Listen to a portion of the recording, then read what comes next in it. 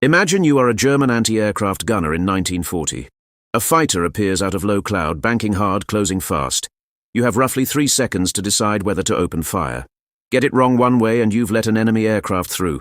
Get it wrong the other way and you've just shot down one of your own pilots. That split-second identification problem is the reason a bold black cross ended up painted on every German military aircraft of the Second World War. It was not chosen for tradition, not chosen for aesthetics, and not chosen because anyone in the Luftwaffe thought it looked intimidating. It was chosen because it worked, and the story of why it worked goes back much further than most people realize. The marking that appeared on German aircraft during the Second World War was called the Balkenkreuz, which translates roughly as beam cross or bar cross. Every major Luftwaffe aircraft carried it, from the Messerschmitt Bf 109 to the Junkers Ju 88. Painted on the fuselage and wings in the same stark black and white configuration. Its purpose was identical to the RAF's red, white and blue roundel, or the American White Star on a blue circle. Instant, unambiguous identification of a friendly aircraft in a combat environment where mistakes happened at speeds exceeding 300 miles per hour. The design choices behind it were not accidental. Straight lines rather than curves, high contrast black against white. Bold enough to be visible from a distance. Simple enough to be recognized in a fraction of a second, even when the aircraft was banking, climbing, or diving. Those requirements ruled out almost every alternative. A complicated emblem becomes unreadable at speed. A subtle marking becomes invisible against camouflage paint. What remained after every impractical option was eliminated was essentially what Germany had already been moving toward since the First World War. And here is where the history gets more interesting than most accounts suggest. The Balkenkreuz was not the original symbol German aircraft carried. During the First World War, German planes displayed the Iron Cross, a more decorative design with curved edges rooted in centuries of Prussian military tradition. The problem was practical rather than symbolic.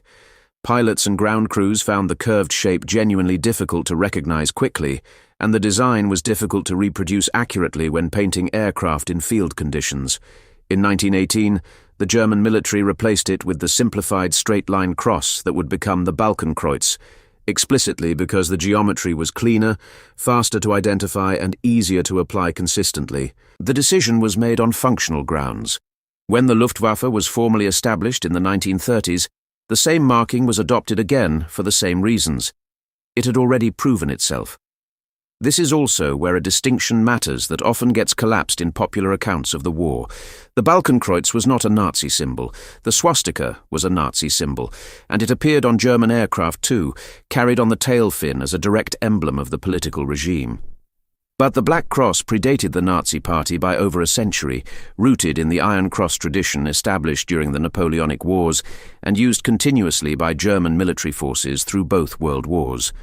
When the Nazis came to power, they retained it specifically because it already carried the weight of German military identity. Changing it would have alienated the professional officer class, men with long careers in the army who saw the cross as belonging to the institution rather than to any political movement. The Nazis understood that distinction and chose to preserve it. The cross also extended well beyond aircraft. The same marking appeared on German tanks, armored cars, artillery pieces, and a range of other military vehicles throughout the war. This wasn't incidental. Using a consistent symbol across every branch of the armed forces created a unified visual identity that helped soldiers identify friendly equipment during fast-moving operations where confusion could be fatal.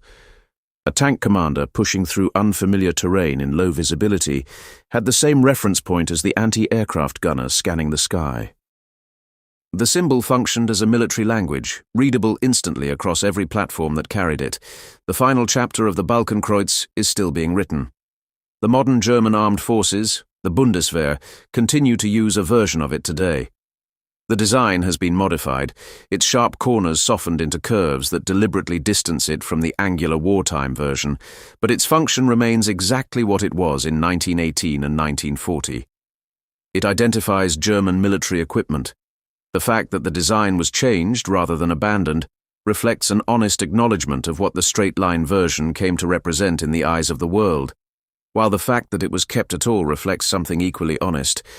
The symbol belongs to a military tradition that is older and more complicated than any single chapter of history. 3 seconds to decide. That was the original problem. The Black Cross was the answer, and a version of it is still the answer today.